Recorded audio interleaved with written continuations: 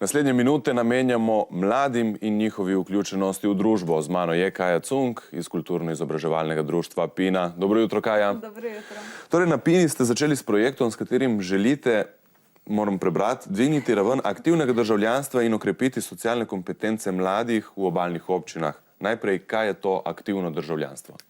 Ja, aktivno državljanstvo je tako. Mi smo državljani, s tem nam prihajajo oziroma pridobimo neke pravice, neke odgovornosti in aktivno je nek izraz oziroma, dajmo reči, nek glagol, kako nastopiti torej, z temi pravicami in dolžnostmi, ki jih imamo.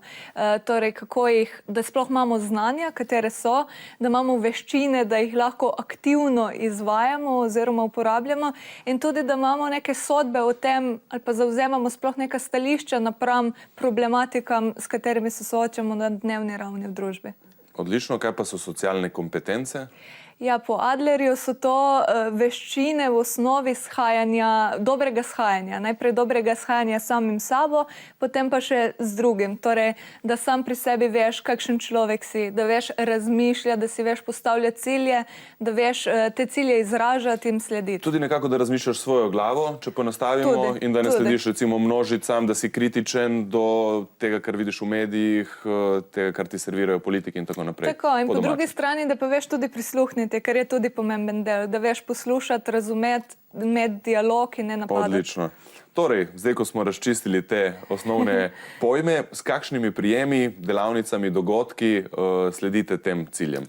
Ja, projekt ADD, katerega slogan smo rekli, da je dodaj nekaj smiselnega, si je zastavil neke cilje ali pa aktivnosti, za katere menimo, da bojo v tem okolju tukaj spodbudile ravno ta dva termina, s katerimi smo prej operirali.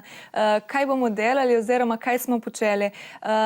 Delavnice v srednjih šolah in na fakultetah za krepitev teh socialnih kompetenc, potem en obsežen del predstavlja analiza stanja zadovoljstva mladih v vseh treh občinah. Ta analiza poteka najprej za sodelovanjem vseh treh do zdaj občine Koper, Izola in Piran, tako da bojo občine same popisale stanje oziroma ukrepe, ki jih za mlade izvajajo v občinah. To se bo zgodilo prvič, takih popisov do zdaj ni bilo narejenih. Potem, da se bo popisalo in zbralo vse nevladne organizacije oziroma organizacije za mlade, ki delujejo na območju obalnih občin, tudi tega do zdaj nimamo, kar pomeni, da mlade osebe, če si želijo, ne vem, ukvarjati z športom, sploh nimajo na enem mestu zbrane vsa društva, ki za mlade jim omogočajo športno dejavnost. Potem pa čisto konkretne še izzivi, s katerimi se mladi na vsakodnevni ravni soočamo, posveti na terenu. Tako smo izvedli, ne vem, kolesarski dogodek Pazi Bužo, kjer smo popisali stanje kolesarskih poti, sprehode po starih mestnih jedrih, kjer smo ugotavljali z mladimi ženskami, na katerih delih se počutijo varno, kje ne in tako dalje. Odlično. Naredili pa ste tudi zelo pomembno in zanimivo raziskavo zadovoljstva mladih. Kaj mladi najbolj pogrešajo, do kakšnih zaključkov ste prišli? So mladi zadovoljni? Ja, zdaj tako, ta raziskava je odprta še do 3. novembra in se še izpolnjuje, ampak dajmo reči, glede na neko stanje do zdaj, mogoče nam najbolj presenetljiva ugotovitev je bila, da nas je zanimalo, oziroma v tem vprašalniku smo postavili vprašanje, si želiš živeti na območju obalnih občin.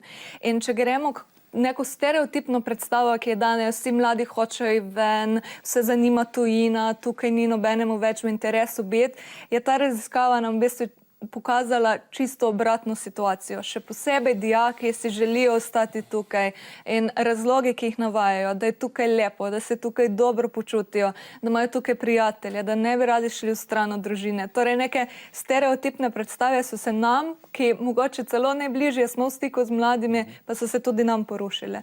Tako da imajo željo oziroma prepoznavamo mladi to okolje kot neko okolje, v katerem imamo potencial se počutiti dobro. Potencial.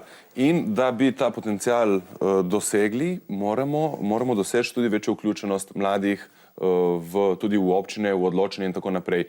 Zakaj? Kaj lahko mladi prinesejo recimo eni občini, eni družbi, kakšen je njihov doprinos? Ja, najprej mogoče za začetek, ker se vedno o mladih govori kot o kategoriji, ki se mora dokazati, da nekaj zmore, da se jih potem vključi. Zanimivo, tako se ne govori o nobeni drugi kategoriji. Mladi predstavljajo... Ja, in iz tega vidika potem nikoli se ne morejo dokazati, ker nobenih ne sprejme, ker nimajo izkušenj, ne morejo se niti dokazati in so nekako so v nekem krogu. Jaz sem šla pogledat, mladi tvorijo v občini Koper, Izola in Piran skupaj 16% prebivalstva, mladi stari med 15 in 29 let. To je v številkah malo več kot 14,000 mladih. Že to je ena zajetna baza ljudi, ki bi bilo pravilno, da so vključeni. Tako, in ne, da so nekje na robu in da se počutijo, to se mi zdi meni predvsem kritično, da se mladi počutijo nekoristne. Ja, ali se počutijo nekoristne, ali pa pač se odmaknejo. Tako da je tudi način, kje jih vključiš in v katerem trenutku. Kar se je recimo pokazalo ravno na sprehodu mladih žensk. Že jaz nisem več ciljna skupina, ki ob 2-3 zjutraj samostojno koristi stare dele jeder. Mladi so. In zaradi tega tudi arhitekti, tudi občina, ti ne moreš sam priti do tja, da razmišljaš, kako neko mesto izgleda ob 3 zjutraj, ko sam hodiš po njem. Ko vidiš, s kakšnimi problemi se soočajo ti mladi, ugotoviš, mogoče gre za to, da bi jih bilo potrebno vključiti kot koristnike tega mesta, kot koristnike storitev. Ker imajo nek nov, drugačen zorni kot. Zorni kot in predvsem izkušnje. Oni so uporabniki, tako kot vsi ostali, nekaterih storitev, prostora, ponudbe in vsega. In jih vejo zelo dobro oceniti in valorizirati vrednost. Hvala, Kaja. Na mladih svet stoji, so rekli v bivšem sistemu, tistega sistema več ni in tudi svet ne stoji več na mladih. Da ne bo pomote, nikakor nisem pristaš nekdanjega sistema, niti v sanjah ne. Sem pa pristaš mladih in vrednot, ki so včasih veljale, danes pa so jih zamenjale vrednote, kot so denar, dobiček in stalna rast. Vsak naj se sam odloči, katere vrednote so zanj pomembne.